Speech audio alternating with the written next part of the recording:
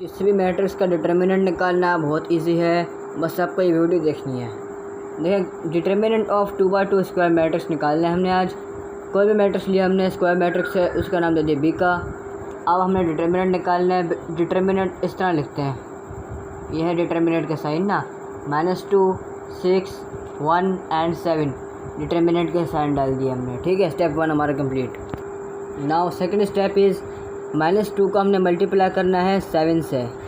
پہلے main diagonal کو multiply کرنا ہے، جو مین ڈائگنل ان کو ملٹیپلائی کرنا ہے۔ -2 ملٹیپلائی 7 -2 ملٹیپلائی 7 دین فارمولہ کا اس میں ایک فارمولہ ہے، اس کو مائنس ڈالنا ہے۔ دین 1 ملٹیپلائی 6 1 ملٹیپلائی 6 ڈٹرمننٹ کا sign. Step 2 is also completed. Now -2 کو ملٹیپلائی 7 سے -14 -6 1 6۔ Now simply add these two numbers, -14 and -6 -20. This is our determinant. B کا determinant -20. B کی ویلیو یہ تھی، یعنی اس کا determinant ہمارا آ گیا -20۔ determinant کا ڈینوٹ یہ سائن ہوتا ہے، ایک ہوتا ہے ہم سمپلی لکھ دیتے ہیں DET B یعنی determinant B -20۔